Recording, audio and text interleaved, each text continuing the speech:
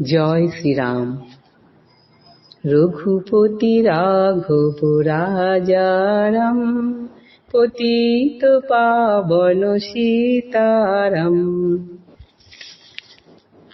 কৃত্তিবাস বিরচিত সপ্তকাণ্ড রামায়ণের আদিকাণ্ড থেকে আজকের পাঠ রাজা হরিশ্চন্দ্রের উপাখ্যান। কিন্তু এইটা অনেকটা বড়, অনেক সময় লেগে যাবে, তাই অর্ধেক অর্ধেক করে 2 দিন বা 3 দিনে পাঠ করা হবে।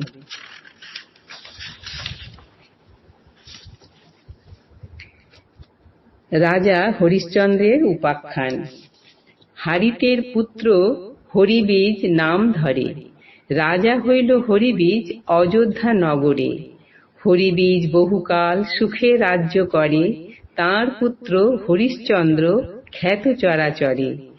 হরিশ্চন্দ্রের সমর্পণ করি সর্বদেশ, স্বরূপে গঙ্গাতে রাজা করিল প্রবেশ।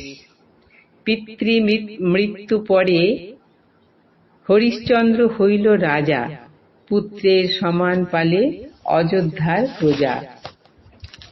সোমদত্ত রাজকন্যা তাঁর নাম শৈবা, বিবাহ করিল হরিশ্চন্দ্র অতি ভব্যা। পাইয়া সুন্দরী জায়া অন্তরে উল্লাস, হইল তাহার পুত্র নাম রহিদাস।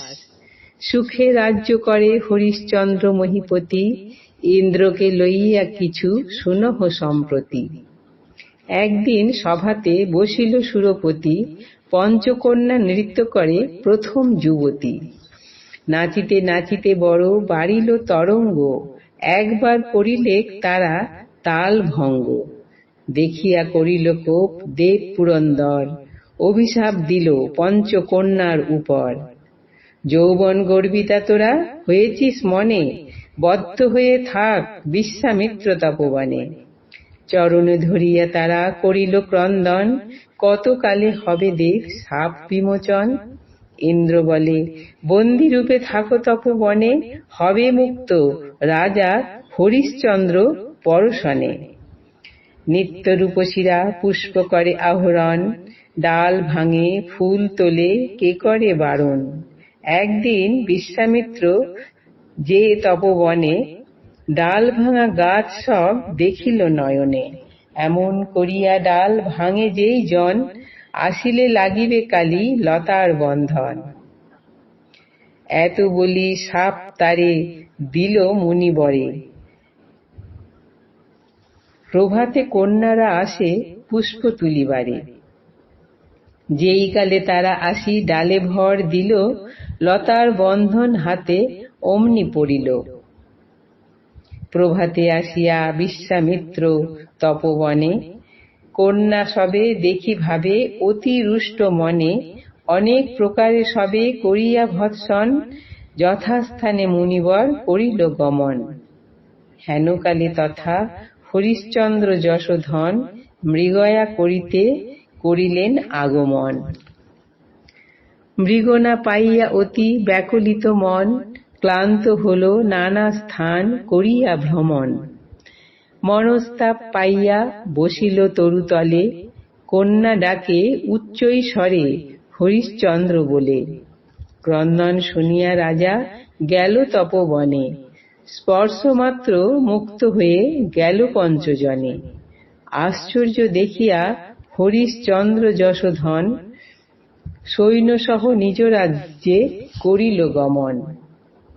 পুনঃ প্রাতে আসিলেন গাধীর নন্দন, কন্যাগণে না দেখি দুঃখিত হইল মন। আমি যে বাঁধিনু মুক্ত কইল কোন জন, সর্বনাশ হইল তার সংশয় জীবন। ধ্যান করি জানিলেন গাধীর নন্দন, হরিশ্চন্দ্র ছাড়াইয়া দিল কন্যাগণ। ক্রোধ করি মুনি তবে চলিল সত্তর, উত্তরিল গিয়া মুনি রাজার গোচর। মুনিকে দেখিয়া রাজা কইল অভ্যর্থন, এসো এসো বলি দিল বসিতে আসন। সফল ভবন মোর সফল জীবন, মোর গৃহে আসিলেন গাধীর নন্দন।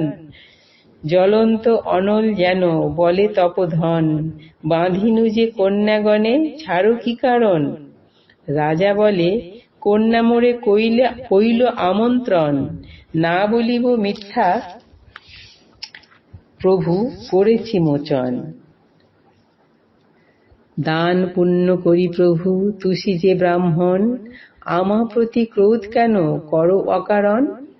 একথা শুনিয়া কহে গাধীর কুমার, দান পুণ্য করো বলে করো অহংকার, করিবে কি দান তুমি দেখি তব মন? আমাকে কিঞ্চিৎ দান দেহ হে রাজন, রাজা বলে গৃহধর্ম সফল জীবন, মোর দান লবে প্রভু গাধীর নন্দন, যাহা চাহ তাহা দিব না করিব আন, নানা দিকে গোসাই রাখিব তব মান।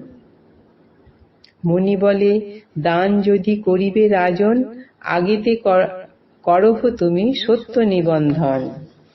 রাজা বলে, সত্য সত্য না করিব আন, এ সত্য লঙ্ঘিলে নাহি পাব পরিত্রাণ। আজ এই পর্যন্তই। জয় শ্রীরাম।